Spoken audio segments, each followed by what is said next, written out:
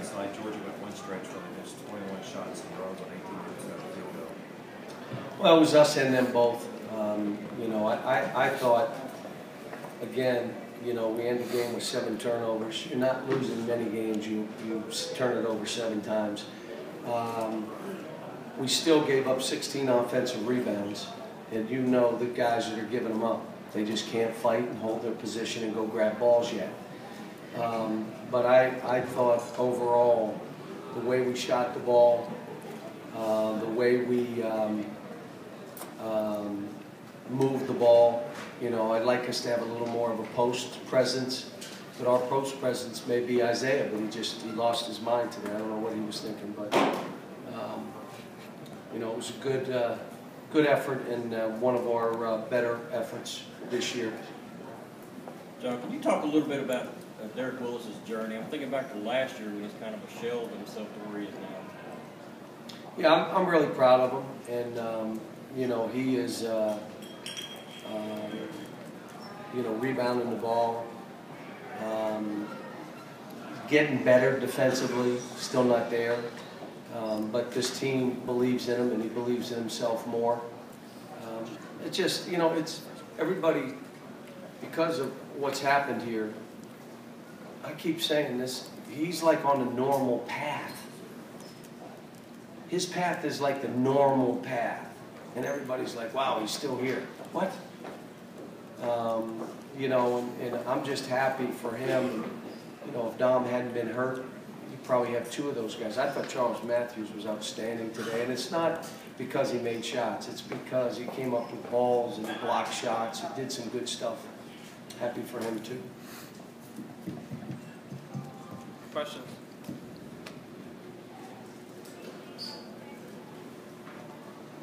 What do you think of the way Jamal played tonight, his shot selection and just better? He's getting better. He had the one baseline flip. He could not help himself. It's like crack cocaine. I got to do this. And he flipped it under. Had no chance of making it. But he's getting better. He had 2 threes that he was casual on. And I'm like, kid, you're going to get 2 or 3, 4 more baskets. Why would you not, with 5 minutes to go, I was going to leave you in for another minute or 2. And but he's trying. He's getting better defensively. We're scrambling better. You know, a lot of our issues defensively was because we had shifted to really work on our offense, because I thought our offense a month ago was just pitiful. And so we spent most of our time trying to figure out, how does this team need to play? Now we're back playing defense, and if you walked in our practice, you're not seeing us play much offense. We're really working on our team defense, the ability to fight through a possession, to finish off a possession, to scramble, to not only play your man, play one more, the stuff we normally teach here. So you see them, like I said, if you make it an emphasis, they'll do it. Cal, what do you know about Alex? Is he going to be out? He's going to be out about 2 weeks, I would say. He'll be out about 2 weeks.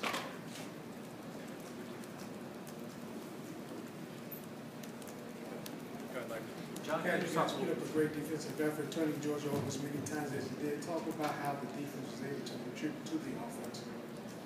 Well, they really put pressure on him, and you know, one thing that I watched the 2 games we played Georgia last year. Georgia was really good. We had no business winning the game at Georgia, and we're lucky to win it here. I was scared to death all day after watching those 2 games. If you let them get in the half court, Mark Fox is one of the best at creating angles, creating fouls, putting his team in a grinded situation, getting 3-point shooters, the shots if you let them, if you don't go up and play them, that's his forte, that's what he does. Aside from that they've really been guarding. I thought we hurt the zone. I mean, you know, a couple of games they played all zone. I knew they'd throw some. They went triangle too. Did you see it? Most of you guys don't know basketball, so you probably didn't see it. Jerry, you saw it, right? No. You didn't? Wow. Jerry. Every once in a while, Jerry, you got to admit. John, did Alex have surgery, and could you talk a little bit more about? He's gonna be out 2 weeks, so, you know, he's out 2 weeks. But nothing more, you don't think? No, I'm not, I don't think there's any reason to talk about it. There's a hemorrhoid, but he'll be fine. How long it takes to? What? No, don't do that. Any other questions? As you try to establish more of a post presence, it's not hurting you right now, obviously. How can you compensate for that? Well, you gotta have someone around to go, and you gotta get layups, and you know, I thought we did some good stuff defensively when they tried to throw it to the post today. But maybe that guy is Isaac. He missed a couple, Scout missed a couple. You know, it's hard. It becomes, when you really work it and you get it to that 2-foot spot, and that guy can't make it, it's demoralizing. And not only do you miss it, it just takes the wind out of your sails. So we're going to keep working.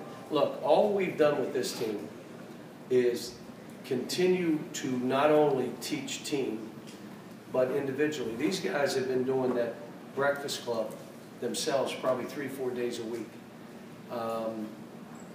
I don't even ask who goes. Like some days there's 12 guys, some days there's 8, but they're doing it 3-4 days a week. And what we're trying to do on top of that is we're spending at least 30 minutes every day on guys individually like Scout. No reason for him to get in there and get pushed. We're doing it every single day. We did it with Isaac. Isaac was coached like he was a starter. So he's able to go in. We didn't coach him like he was a vet. He was coached like he was a starter. And the same with Charles Matthews, trying to get him ready. And but it was, like I said, guys are doing it. This was a good win. They got a day off tomorrow. We come back Thursday, Friday, and we got to go and play in South Carolina, which is always a tough game for us. So it doesn't get any easier.